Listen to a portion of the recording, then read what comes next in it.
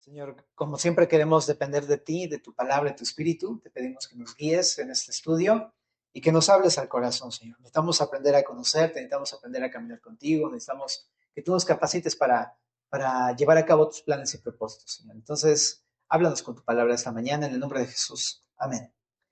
Estamos viendo la serie Lo que creemos, ¿verdad? Y esta serie Lo que creemos habla precisamente de lo que como semilla de mostaza creemos, nuestra identidad como iglesia local, ¿no? Entonces, estamos viendo lo que creemos de Dios, también vimos lo que creemos de Cristo la semana pasada con el pastor Manín, y ahorita vamos a estar estudiando lo que creemos del Espíritu. Ajá. Cuando hablamos del Espíritu, ¿no? Estamos refiriéndonos al Espíritu de Dios en la Biblia. Estamos refiriéndonos al Espíritu también de Jesús. Y también nos referimos al Espíritu Santo que se nombra en el Nuevo Testamento. Pero queremos definir cómo entender quién es el Espíritu Santo. Entonces, cuando oímos Espíritu Santo, podemos pensar muchas cosas muy diversas, ¿no? Generalmente hemos aprendido, según la tradición cristiana, ciertas cosas. Por ejemplo, por un lado, podemos llegar a sobreenfatizar doctrinas acerca del Espíritu Santo, de forma que todo se trata de buscar solamente lo sobrenatural. Ajá. Es decir, los dones, los milagros, las señales y cosas así. ¿Ah? De modo que de pronto, cuando uno hablaría del mover del espíritu, todo se tornaría en algo místico o subjetivo incluso. Pero por otro lado está la otra parte, donde en la iglesia a veces por tradición, hay cierta parte de la iglesia que por tradición ignora la labor del Espíritu Santo en la vida cristiana. Ajá. Se cree que existe, pues, pero no se le da el lugar que debe tener en la vida cristiana. Entonces están estos dos polos, ¿no? Por tradición. Ahora, aquí en Semilla de Mostaza, creemos que debe existir un balance. Y creemos que el Espíritu Santo hace las dos cosas. Él debe obrar en nuestras vidas, ¿no? Y debemos mostrar una dependencia absoluta de Él, pero a la vez también no sobreenfatizar doctrinas que podrían hacer de la vida cristiana solamente una búsqueda de algo sobrenatural que pueda tornarse en algo místico o subjetivo. ¿Okay? Entonces vamos a estar estudiando acerca de este tema para tener mejor el panorama de esto que creemos. Primeramente me gustaría hablar acerca del Espíritu Santo y su intervención en la creación. Por eso fuimos a Génesis capítulo número 1, verso 1 y vamos a leerlo. Dice así. En el principio creó Dios los cielos y la tierra estaba desordenada y vacía, y las tinieblas estaban sobre la faz del abismo. ¿Y qué dice ahí? Y el Espíritu de Dios se movía sobre la faz de las aguas. Vimos que Dios es el creador, ¿te acuerdas? Vimos que Dios es creador, también vimos que Jesús es creador, pero también vemos al Espíritu Santo participando en la creación. También forma parte de una Trinidad creadora de todas las cosas. Ajá. Pero en esta porción vemos cómo el Espíritu Santo da vida a todas las cosas que están vivas. Ajá. En Génesis 1 y 2 vemos cómo se menciona al Espíritu Santo como al Espíritu de Dios. Y lo vemos haciendo todas las cosas con el Padre y con Jesús en el versículo número 1 y 2 de Génesis. En este relato las cosas comienzan a tener vida porque el Espíritu les da vida. Se observa que el Espíritu de Dios en esta porción es la misma presencia de Dios que está dando vida a todas las cosas. Entonces, si podemos empezar a definir quién es el Espíritu, es aquel que da vida a todas las cosas. En Génesis capítulo número 2, dale vuelta ahí a tu Biblia.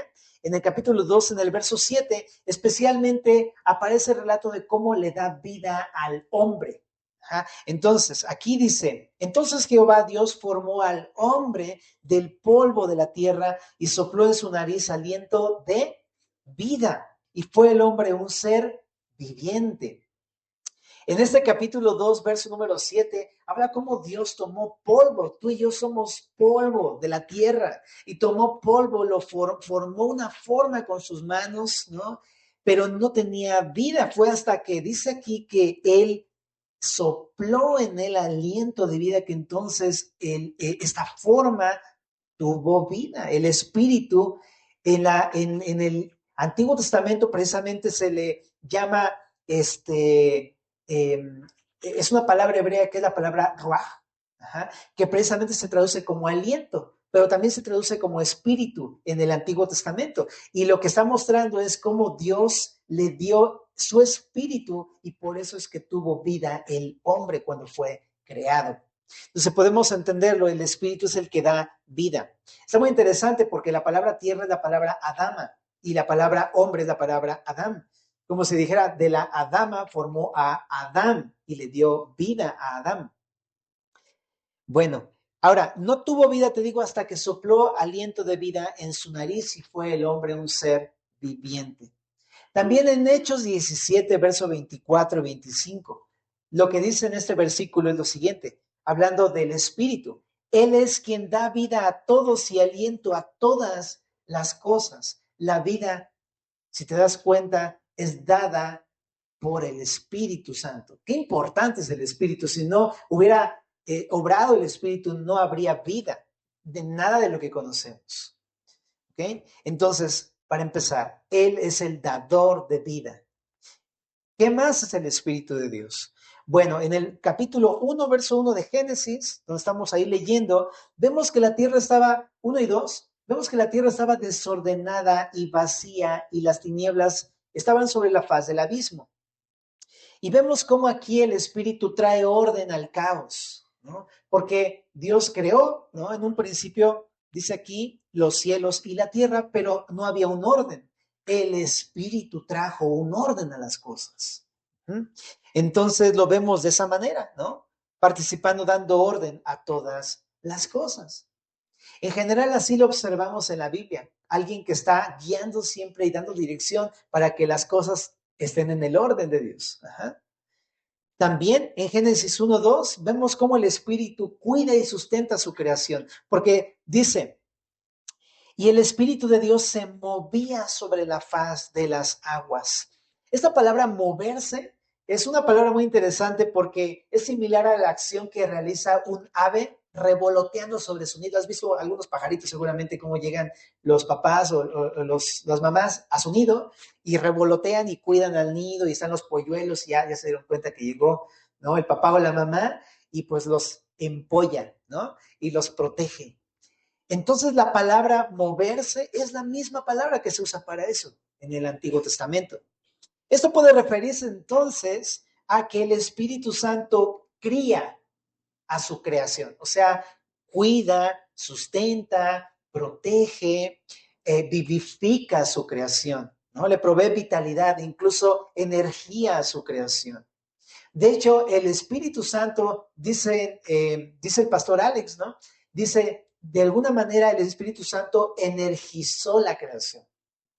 Así aparece también en el Nuevo Testamento como alguien que tiene dinamis, poder, energía para poder traer vida, pero también sostener la vida.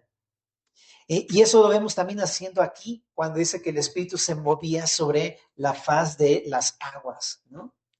Y te decía, trae también energía a su creación. Ahora, nada más, ojo con esto. El Espíritu Santo, pues sí, es poderoso y tiene energía, ¿no? Pero no es una energía. Eso es lo que creemos del Espíritu. El Espíritu es una persona. Eso es lo que creemos. Cuando Jesús se bautizó, vimos que en el relato de los evangelios, ¿no? Vemos cómo desciende el Espíritu Santo sobre Jesús, pero tiene una forma, ¿no? Es una persona, tiene en el Nuevo Testamento, tiene voluntad, decide cosas, habla a las personas, se ve hablando en el libro de los Hechos a los discípulos y guiándoles y dándoles órdenes y también los capacita. Es una persona con características de persona, de una persona. Por eso creemos que el espíritu es un espíritu personal. Me refiero a que es una persona. Ajá. Entonces, no es meramente una energía. Es una persona que es poderosa y tiene energía, pero es una persona. Pero sí, el espíritu es quien energiza la voluntad de Dios, el que lleva a cabo pues la voluntad de Dios al participar en la creación de todas las cosas. Ahora, aquí en este punto es bueno también hacer una distinción de lo que creemos del Espíritu Santo. El Espíritu Santo, junto con el Padre y junto con el Hijo, crearon todas las cosas en Génesis. Ajá. Elohim, dioses, la Trinidad. Pero lo que sí entendemos es una cosa, ellos crearon las cosas hechas, pero no son las cosas hechas. ¿Por qué lo quiero decir? Porque algunos piensan o algunos conocen la doctrina del panteísmo o algunos abrazan la doctrina y piensan que eso es lo que dice la Biblia. El panteísmo pues viene de estas dos raíces, pantas y theos, ¿no? Que todo es Dios, eso significa pantas, todo, theos, Dios. Pero es lo que creen, que todas las cosas son Dios, ¿no? Todas las cosas creadas contienen a Dios y ven a Dios como una energía o una fuerza que está dentro de todas las cosas. Muy parecido a como lo pinta la película de Star Wars. De hecho, Star Wars es panteísta, ¿ok? Porque ya ves, le dicen, ¿no? Que la fuerza te acompañe. Ajá. Pero Dios no, el Espíritu no es una fuerza meramente. Tiene fuerza y tiene poder, pero no somos panteístas. Nosotros no creemos que Dios es solamente una energía. Dios es una persona. Ajá. Ahora, también nosotros no creemos que las cosas son Dios. Las cosas son creadas por Dios. Ajá. Tú ves un árbol y un panteísta te diría, eso es Dios, ¿no? Ve una silla y dice, eso es Dios, ¿no? Y ve una persona, eso es Dios, todo es Dios. Pero nosotros no creemos eso. Nosotros creemos que el Espíritu creó las cosas, que el Espíritu es Dios, pero es muy distinta la creación a Dios. ¿Ok? Bueno, entonces, creemos que el Espíritu es la presencia personal de Dios, no una energía, no una fuerza, sino que es una persona. Es creador de las cosas, es distinto a las cosas hechas y que da vida a todas las cosas. Bueno, pues vemos en primer lugar este atributo, ¿no? Es creador de las cosas y sustentador de su creación. Esto es lo que vemos del Espíritu Santo. Pero ahora me gustaría hablar de una segunda parte, de la intervención del Espíritu en el plano universal de Dios. Y para eso me gustaría que nos fuéramos a Ezequiel 36. En Ezequiel 36, en el verso 26,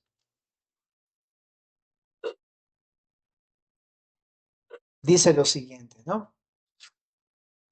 Os daré corazón nuevo y pondré espíritu nuevo dentro de vosotros y quitaré de vuestra carne el corazón de piedra y os daré un corazón de carne y pondré dentro de vosotros mi espíritu y haré que andéis en mis estatutos y guardéis mis preceptos y los pongáis por obra.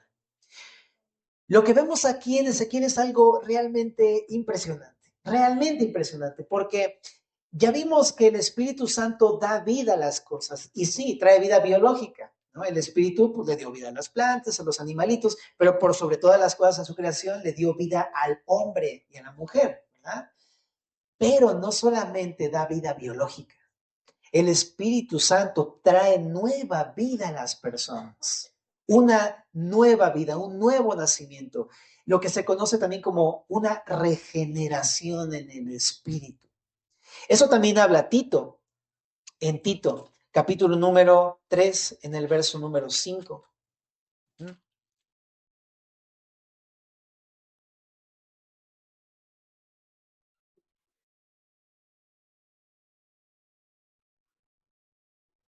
Después de Timoteo, ¿verdad? Está Tito. 3:5. Dice, nos salvó no por obras de justicia que nosotros hubiéramos hecho, sino por su misericordia, por el lavamiento de la regeneración y por la renovación. ¿En qué? En el Espíritu Santo. Está muy interesante este versículo porque lo que habla es que una persona, pues sí, tiene vida biológica por el mismo Espíritu, pero no es suficiente, necesitan nacer de nuevo. Y para eso Dios nos da su Espíritu para que podamos tener un nuevo nacimiento. Y eso es algo realmente impresionante. Eso sucede cuando creemos en Jesús. Cuando creemos en Jesús, entonces no solamente tenemos vida biológica, sino que Él nos da su Espíritu Santo. Y su Espíritu Santo nos da no solamente vida biológica, sino una vida en el Espíritu. ¿Mm? nos hace nacer de nuevo, nos da una nueva vida. Dice aquí, nos regenera. Me gusta esta palabra porque regenerar significa que fue generado en algún momento, pero lo hace otra vez completamente nuevo. Y eso es lo que hemos visto del creyente en Cristo. Cuando una persona cree en Cristo, nace de nuevo, tiene nueva vida literal, una nueva identidad, es una nueva persona, ya es un hijo de Dios, ¿verdad? En Juan 3 está bueno, en Ezequiel, ¿no? Lo vemos, te da un nuevo corazón, ajá. Te da un nuevo corazón, porque te ha puesto su espíritu para que puedas amar a Dios y que puedas obedecer a Dios y que puedas caminar con Cristo. Es una obra del espíritu. Nadie puede amar a Dios, nadie puede caminar con Jesús ni obedecer a Jesús si no es por el Espíritu Santo. Ahora, en Juan 3 es precisamente el diálogo que tuvo Jesús con un hombre que conocía la Biblia, un erudito en la Biblia llamado Nicodemo, era parte del Sanedrín. Y le dice a Nicodemo, le dice en el verso número 5, de cierto te digo, que el que no naciere de agua y de él, ¿qué dice? Espíritu, no puede entrar en el reino de Dios. Lo que es nacido de la carne, carne es, y lo que es nacido del espíritu, espíritu es. No te maravilles de que te dije, os es necesario nacer de nuevo. Entonces, lo que le está diciendo a Nicodemo es la misma realidad que estamos platicando. Estamos platicando de que una persona nace en la carne biológicamente, pero eso no es suficiente para poder entrar al reino de Dios. Para poder entrar al reino de Dios, para tener la salvación y el perdón de Dios, necesitamos nacer del Espíritu. Es decir, por obra del Espíritu Santo actuando en nuestras vidas.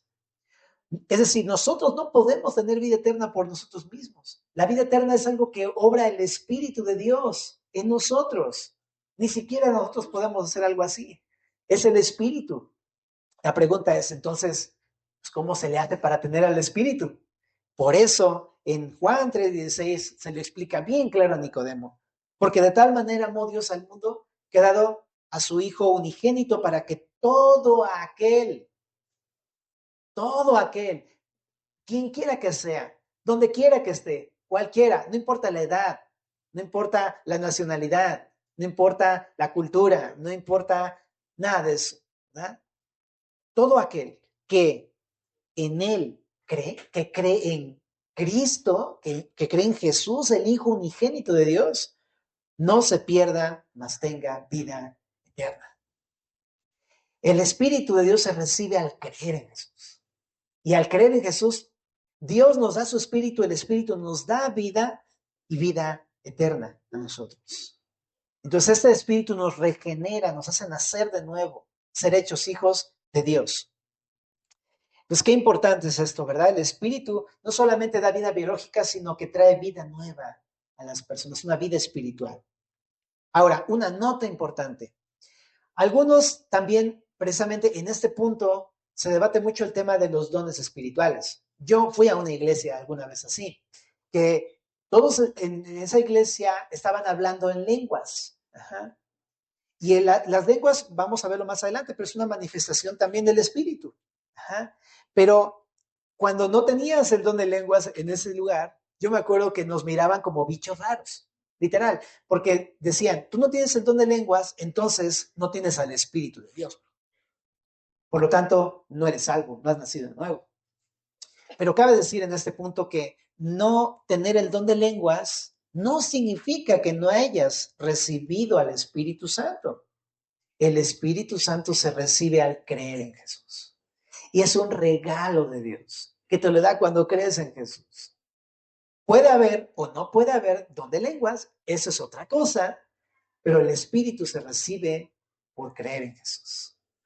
¿Okay? Entonces, tengámoslo, es lo que creemos acerca de cómo recibir al Espíritu Santo. También en 2 de Corintios capítulo número 1 y verso 21 y 22 nos dice que ese Espíritu Santo nos sella. Dice así: el que nos confirma con vosotros en Cristo y el que nos ungió es Dios, el cual también nos ha sellado y nos ha dado las arras del Espíritu en nuestros corazones. En aquella época un sello indicaba pertenencia. Es como cuando el día de hoy mandas algo por paquetería y le ponen una estampa con tus datos, ¿no? En aquel tiempo se ponía un sello para identificar aquellas cosas que eran tuyas, ¿no? Habla de pertenencia. Entonces, cuando dice que el Espíritu nos enseña, significa que al creer en Jesús y al recibir el Espíritu, ahora ese Espíritu indica que le pertenecemos, como de su propiedad. Eso es lo que hace también el Espíritu. Entonces, todo este punto que estamos estudiando es acerca de que el Espíritu Santo trae vida nueva, ¿no? Nos da un nuevo corazón, nos regenera, nos da vida eterna, ¿no? Nos sella de su propiedad, y todo esto es por la fe en Jesús, por creer que Jesús es Dios, porque creer que Jesús murió por nuestros pecados y que los pagó por completo en la cruz del Calvario, y por creer que resucitó de los muertos. Una fe sencilla en una verdad tan profunda y tan grandiosa como es el sacrificio y resurrección del Señor Jesús. ¿Ah? Así es que en este punto quiero invitarte.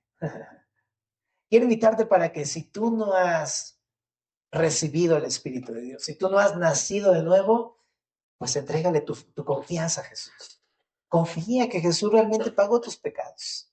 Y eso es suficiente para poder tener al Espíritu y tener vida eterna, y perdón de pecados y salvación, en el nombre de Jesús. Bueno, segundo punto que estamos viendo aquí en esta mañana. ¿Qué hace el Espíritu cómo interviene dentro del plan universal de Dios? No solamente trae vida nueva, también sostiene al creyente, ya que una persona ha recibido el Espíritu, entonces el mismo Espíritu le sostiene. Así como en la creación, ¿no? Que le da vida biológica a las cosas, pero también el Espíritu Santo sostiene su creación. De la misma forma, el Espíritu Santo sostiene a la nueva creación, a los que hemos nacido de nuevo. Ajá. Entonces, en Juan 14, acompáñame por allá, ahí está escrito mucho de este asunto. Juan 14, versos 12 al 18 dice: de cierto, os digo, es Jesús hablando, pero están rojitos, ¿no? Dice: el que en mí cree, las obras que yo hago, él las hará también, y aún mayores hará, porque yo voy al Padre, y todo lo que pidiereis al Padre en mi nombre lo haré, para que el Padre sea glorificado en el Hijo. Si algo pidiereis en mi nombre, yo lo haré. Si me amáis, guardad mis mandamientos.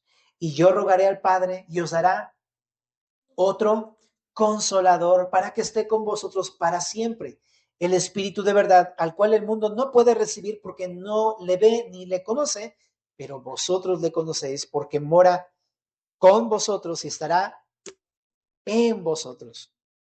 No os dejaré huérfanos, vendré a vosotros. Primero déjame recordar el contexto de esta porción. Jesús está anunciando que será crucificado más adelante y va a ir a la presencia del Padre. Y los discípulos están turbados por esa noticia, y por eso Jesús les dice lo que les dice en el verso 16 y 18. Yo voy a rogar al Padre y les voy a enviar otro consolador, ajá, para que esté con ustedes para siempre. Pues imagínate qué sería perder a Jesús. Estás con él como discípulo y de repente te dice: voy a morir, voy a ser crucificado. Pero te dice: pero voy a rogar al Padre y te va a enviar otro consolador para que esté contigo. Ajá. Y luego en el 18 también dice: no te voy a dejar huérfano. Entonces, ese es el contexto de este pasaje. Ahora, aquí donde dice: yo rogaré al Padre y os dará otro consolador. Si te das cuenta, es muy obvio por el verso 17 que esta frase, otro consolador, habla de la obra e identidad del Espíritu Santo. Ajá. Dice quién es este Espíritu Santo y su función en la vida del creyente, porque le está hablando a los discípulos que han creído en Jesús. Dice: voy a rogar y les dará otro consolador. La palabra otro es una palabra en griego que significa otro distinto de Jesús, pero del mismo tipo o sustancia o naturaleza. O sea, este espíritu que les va a dar es Dios también, y tiene autoridad como Jesús la tiene, y también tiene funciones muy similares a las que Jesús obraba en su ministerio, en la vida de los discípulos, ¿verdad? Es el Espíritu Santo, pero no es Jesús, ¿ok? Y eso también es importante. Estamos estudiando ahorita lo que creemos acerca del Espíritu. El Espíritu, el Espíritu no es Jesús, es una persona distinta de Jesús, pero entendemos que Padre, Hijo y Espíritu Santo al mismo tiempo son uno. Es lo que creemos, es una doctrina de la Trinidad en la que creemos. Ajá. Aunque son distintas personas, son un mismo Dios. ¿Cómo entenderlo? No es, cualquier ejemplo que te pongamos va a ser corto, pero meditando un poquito en el matrimonio. Cuando tú te casas, ya no son dos, son uno. Ajá. Pero son diferentes personas, pero son uno. Jesús dijo, son una sola carne. ¿No? Y lo que Dios unió, pues no lo separa el hombre. Y yo pienso que el matrimonio como que nos deja un poquito ver, aunque sea de manera muy borrosa, pero algo, cómo es Dios. ¿No? El espíritu es distinto de Jesús y Jesús es distinto de Dios, pero los tres son uno. Tres en uno. ¿No? Si se conoce el aceite tres en uno. ¿No? Bueno, es como la idea, tres en uno. Ajá. Es uno solo.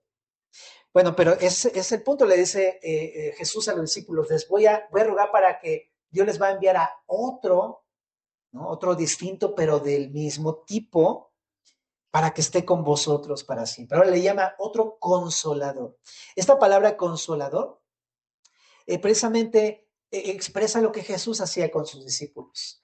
Les consolaba, ¿no? Ahora esta palabra también significa más cosas. Es la palabra paráclitos o paráclitos en griego, que significa uno llamado en auxilio. Por eso también se le traduce en el Nuevo Testamento como abogado, intercesor, defensor, ayudador o consolador, ¿verdad? E incluso exhortador. Esa palabra paracletos también tiene que ver con exhortar. Entonces, el Espíritu Santo hace lo que Jesús hacía con sus discípulos. Les consolaba, abogaba por ellos, los defendía, intercedía por ellos, les ayudaba, les exhortaba. Y entonces ya no está Jesús, pero les va a enviar uno como Él, que va a hacer estas mismas cosas con ellos. ¿Verdad? Entonces creemos que así como Jesús lo hacía con sus discípulos, el día de hoy lo sigue haciendo con nosotros, de la misma forma a través de su Espíritu. ¿Verdad? Entonces, si hay alguien que te puede consolar, ayudar, defender, abogar por ti, ese es el Espíritu Santo. ¿Mm? Ahora, en Romanos 8:26 incluso se menciona que Él intercede por nosotros con gemidos indecibles en la oración. Ajá. Significa que cuando oramos, Él intercede o incluso algunos piensan, interpreta lo que decimos para que nuestra oración llegue al Padre de una manera que sea de acuerdo a su voluntad. ¿Mm? Eso hace el Espíritu Santo en la oración. ¿Mm? Entonces el Espíritu no solamente nos da vida, yo lo que veo en todo esto que el Espíritu sostiene nuestra vida nueva como cristianos. Ajá. Y regresando al texto de Juan 14, en el verso número 17, dice aquí, ¿quién es este consolador que va a estar con nosotros para siempre? El Espíritu de verdad, al cual el mundo no puede recibir porque no le ve ni le conoce, pero vosotros le conocéis porque mora con vosotros y estará en vosotros. Jesús le está hablando a sus discípulos y le dice, ustedes ya conocen a ese Espíritu. ¿Por qué? Porque ha estado junto con ustedes todo el tiempo. Esa palabra con ustedes, con, es la palabra al lado de. Entonces, claro, los discípulos han estado conviviendo con Jesús todo el tiempo, teniendo comunión con Jesús todo el tiempo. El Espíritu de Dios había reposado sobre Jesús, por lo tanto, tenían comunión con el Espíritu porque estaba con ellos, estaba al lado de ellos, dentro de Jesús, en la persona, bueno, de hecho, sobre Jesús, en la persona de Jesús, ¿verdad? Pero cuando Jesús se fuera, entonces ese Espíritu iba a dejar de estar solamente en Jesús para estar ahora en ellos. ¡Qué increíble! Y esto nos lleva a otro punto. ¿Qué creemos del Espíritu Santo?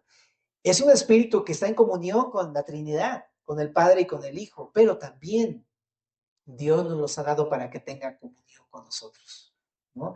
Y aquí nos habla acerca de una posición del espíritu con la cual se relaciona con el creyente. Primero, cuando no le conocemos, cuando no hemos todavía sido regenerados, nacidos de nuevo, recibido vida nueva, el Espíritu está con o al lado de nosotros. Pero cuando creemos en Jesús, entonces el Espíritu pasa a estar adentro de nosotros. La palabra en significa adentro. Es una preposición. ¿Te acuerdas de las preposiciones, verdad? Te va a tocar el poco otra vez. Pero es distinto con a en, muy diferente. No podemos obviar que esto es algo insignificante. En significa dentro de. Qué diferente es tener el Espíritu dentro de ti a tenerlo fuera de ti. Es una cosa tan, tan, tan distante que uno lleva a la muerte y otro lleva a la vida. Si tú no tienes al Espíritu de Dios dentro de ti, estás muerto. Así de simple. Pero si has creído en Jesús, tienes al Espíritu y tienes vida. Entonces, es radicalmente diferente. Bueno, pero el punto aquí está en que creemos que el Espíritu tiene posiciones con las que se relaciona con las personas. Cuando no creemos, está al lado de. Cuando creemos en Cristo, ahora sí, está dentro de nosotros. Pero también hay una tercera forma en cómo se relaciona, cuando Él está sobre nosotros. En Hechos 1:8, ahorita lo vamos a ver, pero dice que recibiréis poder cuando haya venido sobre vosotros, sobre vosotros el Espíritu Santo, y me seréis testigos. El Espíritu Santo, cuando mora dentro del creyente, ya le da vida eterna. Pero cuando el Espíritu Santo está sobre una persona, le dirige, le gobierna para hacer su voluntad, pero además para dar testimonio de Jesús. Entonces, no solamente, digamos, ahora uno es el receptáculo del Espíritu, sino ahora uno se convierte en el canal a través del cual el Espíritu Santo actúa para darse a conocer, para dar a conocer a Jesús a todos los que tenemos alrededor. Ahorita vamos a hablar más acerca de Hechos 1:8, ¿verdad? O sea, creemos que hay tres posiciones del Espíritu con la cual se relaciona el ser humano. Bueno, pero el segundo punto es, el Espíritu sostiene al creyente. Eso es lo que hace el Espíritu Santo. Número 3, el Espíritu mora en el creyente. Ya lo vimos. No lo hace externamente, sino que el Espíritu mora dentro de. Lo leemos ahí en el versículo 17, ¿verdad? Mora, habita. Y esto es algo increíble. Porque no solamente lo tenemos y ya, sino que Él decidió hacer de tu cuerpo su habitación, su morada, de manera individual. Y también como iglesia, como comunidad, Dios escogió a su iglesia para hacer la habitación donde mora el mismo Espíritu Santo. En 1 Corintios 3:16, eso habla precisamente, ¿no? 1 Corintios 3:16 dice: ¿no sabéis que sois templo de Dios y que el Espíritu de Dios mora que mora en vosotros, no con, sino en vosotros? Este versículo está hablando de la iglesia, no del cristiano de manera individual, sino de la comunidad de creyentes. Y le está diciendo una realidad. La iglesia como comunidad somos la habitación del Espíritu. O sea, por eso dice que cuando dos o más están reunidos en su nombre, ahí está Dios con nosotros, porque Él habita literalmente en su iglesia, de manera colectiva. Pero en 1 Corintios 6, verso 17, lo refiere de manera individual como creyentes. Dice, el que se une al Señor, un espíritu es con Él. Huid de la fornicación, cualquier otro pecado que el hombre comete está fuera del cuerpo, mas el que fornica contra su propio cuerpo peca. ¿O ignoráis que vuestro cuerpo, está hablando de manera individual, que vuestro cuerpo es el templo del Espíritu Santo, el cual está en vosotros, dentro de vosotros, el cual tenéis de Dios y que no sois vuestros? Es que increíble, es la misma realidad, pero ahora de manera individual. Tanto el Espíritu Santo escogió habitar en su iglesia, dentro de su iglesia, de los creyentes, como también dentro de ti, si has creído en Cristo de forma particular. ¿Qué más hace el Espíritu? El Espíritu relaciona al creyente con Dios. Regresando a Juan 14, ahí está esta verdad. En Juan 14:19 dice Jesús: todavía un poco y el mundo no me verá más, pero vosotros me veréis porque yo vivo, vosotros también viviréis. En aquel día, vosotros conoceréis que yo estoy en mi Padre y vosotros en mí, y yo en vosotros. El que tiene mis mandamientos y los guarda, ese es el que me ama. Y el que me ama será amado por mi Padre, y yo le amaré y me manifestaré a él. Le dijo Judas, no el Iscariote: Señor, ¿cómo es que te manifestarás a nosotros y no al mundo? Respondió Jesús y le dijo: el que me ama, mi palabra guardará, y mi Padre le amará. ¿Y qué dice? Vendremos a él y haremos morada con él. Este pasaje está muy interesante porque dice algo muy importante para nosotros. Lo que está diciendo, si te das cuenta, es que dice, me voy a ir, no me van a ver, ¿no? Pero ustedes sí me van a ver, ¿no? Yo vivo, ustedes también van a tener vida, y también van a conocer que yo estoy con el Padre, ¿verdad? Dice, y van a darse cuenta que ustedes están en mí, ¿no? Pero también dice en el verso 18, no los dejaré huérfanos, significa que va a haber un Padre que va a estar con ellos, y todo el tiempo está hablando de una relación con ellos. Ajá.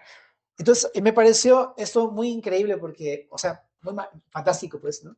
Porque, porque lo que está diciendo es que el Espíritu Santo hace posible una relación entre el creyente y Dios, entre Dios Padre, entre Dios Hijo y Dios Espíritu Santo. Si no fuera por el Espíritu Santo, nosotros no podríamos relacionarnos con el Padre Celestial, con su Padre Celestial, pero tampoco con Jesús.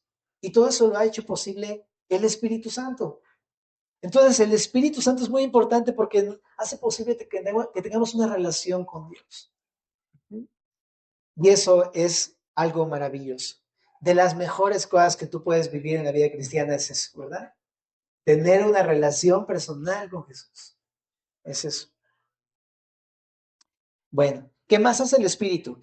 Nos enseña y recuerda la voluntad de Dios. En el verso número 26, ahí en el capítulo 14 de Juan, dice, mas el Consolador, el Espíritu Santo, a quien el Padre enviará en mi nombre, Él les enseñará todas las cosas y os recordará todo lo que yo os he dicho.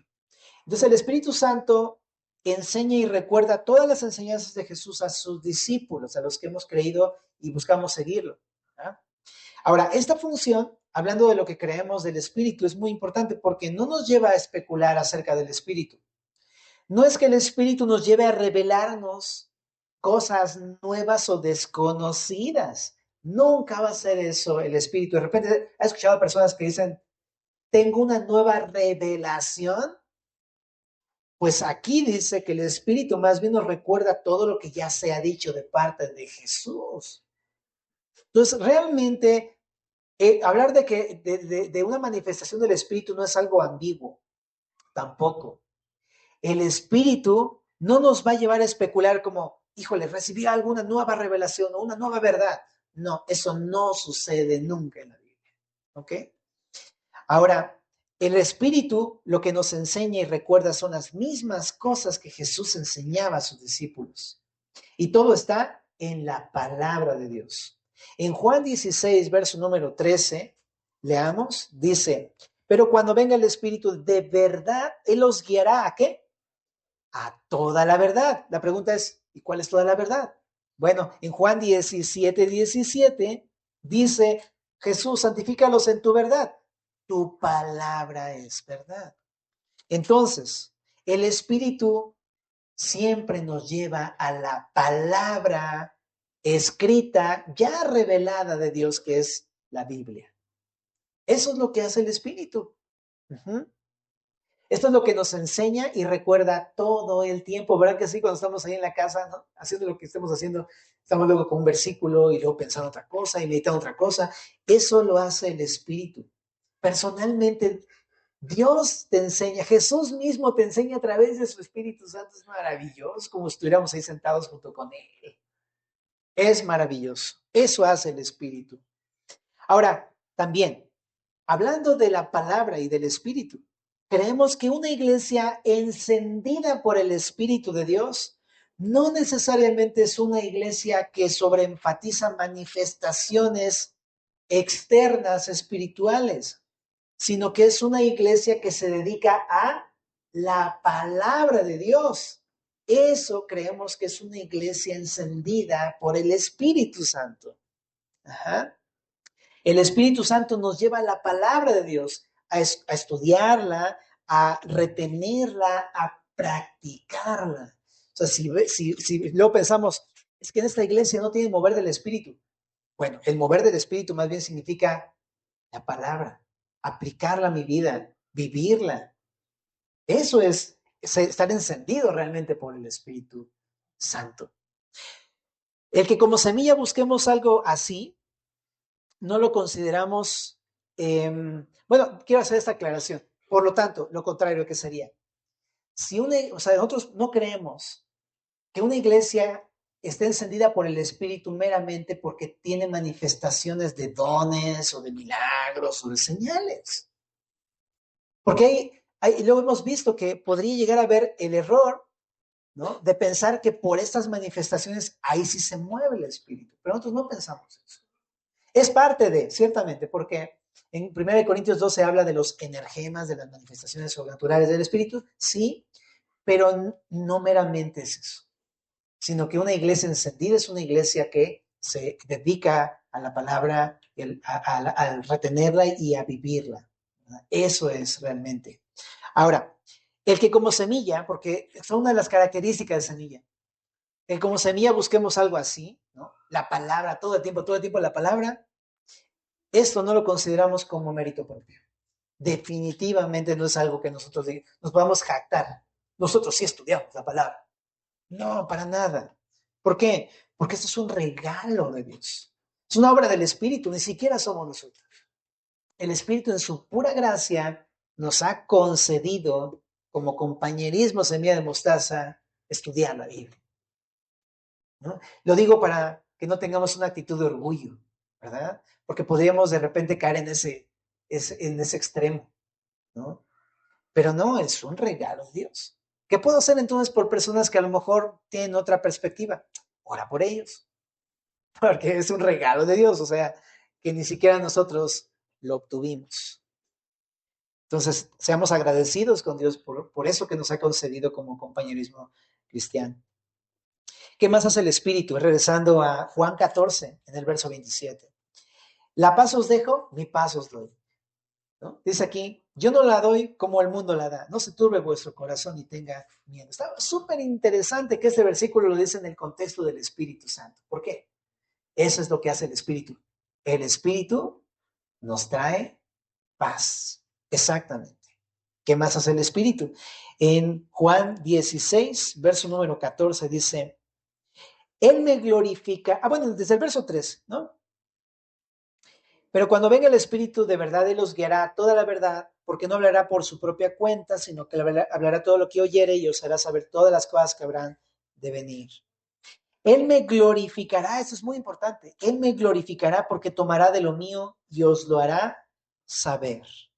Todo lo que tiene el Padre es mío, por eso dije que tomará de lo mío y os lo hará saber. Esto es algo muy importante dentro de lo que creemos del Espíritu. ¿Por qué?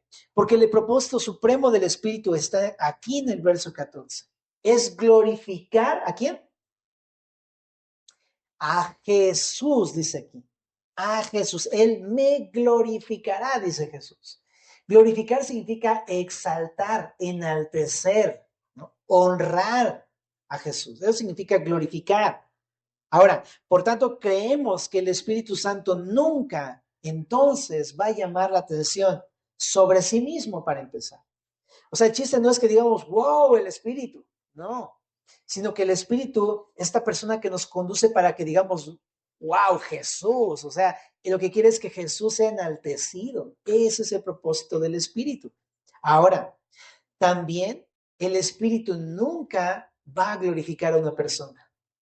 Ajá. Y eso es importante porque hay personas que podrían llegar a usar los dones espirituales, pero uno se queda así de, wow, esta persona está muy ungida del Espíritu, ¿no? Pero cuando una persona trae la atención hacia sí misma, yo dudo que sea el Espíritu, porque el Espíritu enaltece a Cristo, no a la persona que tiene el Espíritu. Pues sí creemos eso, familia, ¿no? Cualquier persona que esté usando los dones espirituales para exaltarse a sí mismo no es una manifestación del Espíritu Santo. ¿Eh? Una persona que está trayendo a las personas a la iglesia a sí misma no es de parte del Espíritu Santo. Creemos que el Espíritu enaltece a nuestro Señor Jesucristo. Cuando las manifestaciones espirituales son encaminadas a exaltar a otra persona que no es Jesús, o para llamar la atención sobre uno mismo, eso no es el mover del Espíritu de Dios. ¿Estamos? Últimas tres cositas. El Espíritu Santo, Gálatas 5:16. El Espíritu Santo dice que el fruto del Espíritu es amor, gozo, paz, paciencia, benignidad, bondad, fe, mansedumbre y templanza. Entonces, lo que quiero decir es que esto se lo habla Pablo a los cristianos y se los dice exactamente hablando de un tema muy importante, hablando del carácter de la vida cristiana. Lo que está diciendo es que el Espíritu Santo forja el carácter en el creyente. Y el carácter no es algo que tú y yo podamos tener por nosotros mismos, también es un fruto de Dios. Ajá. Y es una obra del Espíritu. Ajá. Así es que a medida que tú y yo dejamos que el Espíritu gobierne en nuestros corazones, a medida que dejamos que nos lleve la palabra, que la palabra nos transforme, en esa medida también va a haber un crecimiento en nuestro carácter personal. Entonces, el chiste, o sea, lo que podemos hacer nosotros es procurar eso, ¿no? Si me está diciendo, ve, levántate a orar, es como, sí, ¿verdad? Puedo cultivar eso, puedo preparar el terreno de mi corazón para recibir la palabra, puedo buscar algún plan de lectura, leer mis devocionales, o sea, sí puedo procurar cosas así, congregarme para escuchar, pero a fin de cuentas es una obra del Espíritu. ¿Qué otra cosa es el Espíritu? Equipa al creyente para servir, nos da dones, y esto también lo creemos como semilla, o sea, no sobreenfatizamos eso, pero es algo que sí creemos. El Espíritu nos da dones espirituales para capacitarnos, para servirle. En Romanos 12, en Primera de Corintios 12 y en Efesios 4 están las tres listas de dones espirituales para su iglesia. Ajá. Entonces, chécalas en casa, pero prácticamente lo que quiero decirte es que el Espíritu nos capacita dándonos dones sobrenaturales dados por Dios para servirle al Señor y a su iglesia y al mundo en el que vivimos, ¿no? Entonces, sí creemos que sucedan manifestaciones así, pero también Dios decide a quién darle cada cosa. No es algo que también dependa de nosotros, ¿verdad? Porque Él da como Él quiere a cada quien. Eso está en 1 Corintios 12. Ahora también, lo último, el Espíritu da testimonio de Jesús. Para terminar, Juan 14:12. De cierto os digo que el que cree en mí, las obras que yo hago, él las hará también, y aún mayores hará, porque yo voy al Padre. Está increíble, porque el Espíritu en el creyente, aquí lo que dice Jesús es que continúa haciendo la obra que hacía Jesús en este mundo. Y es posible que las personas puedan conocer a Jesús y al Padre a través de la vida y testimonio de los creyentes. En Juan 16, verso 7, aunque Jesús dice que habría de partir, era conveniente porque la obra ya no sería solamente a través de la persona de Jesús, sino que ahora, al estar el Espíritu en todos nosotros como creyentes, toda su iglesia sería usada como un instrumento para alcanzar a todas las naciones. Entonces ya no solamente es Cristo, sino un montón de cristianos por todos lados, movidos por el Espíritu, llevando a cabo la obra del Espíritu Santo. Pues por eso era conveniente, ¿verdad? Pero eso es lo que hace el Espíritu, dar testimonio. En Juan capítulo número 15, en el verso 26, por eso dice, Juan 15:26, cuando venga el Consolador, a quien yo enviaré del Padre, el Espíritu de verdad, el cual procede del Padre, él dará testimonio acerca de mí. ¿Verdad? Es lo que hace el Espíritu, dar testimonio. En Juan 16, verso número 8 y 9, habla de también la obra en el mundo, cómo da testimonio a las personas que no conocen a Cristo. Dice, y cuando Él venga, convencerá al mundo, es decir, se refiere a los que no son creyentes, al mundo, ¿de qué? De pecado, de justicia y de juicio. De pecado por cuanto no creen en mí, es decir, los convence de que el pecado que han cometido es rechazar a Jesús, no creer en Él.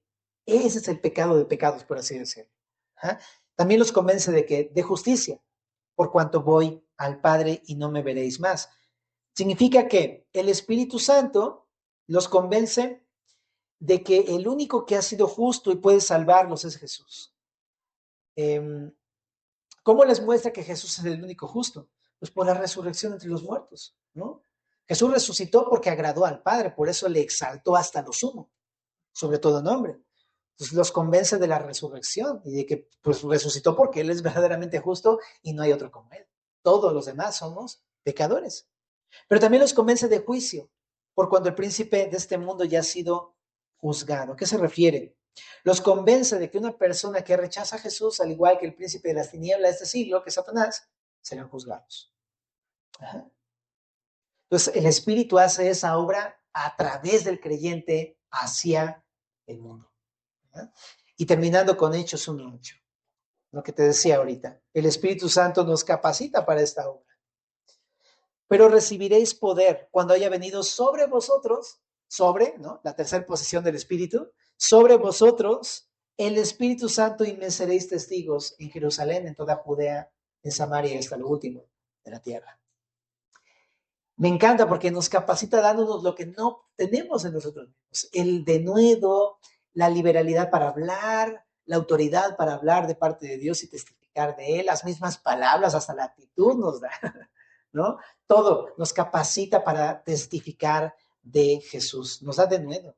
Así que esto lo hace el Espíritu. Dice que nos da poder, dunamis en griego, dinamis, que habla del poder de Dios, a través del cual Dios resucitó a Jesús de entre los muertos. ¿No? Entonces, cerramos.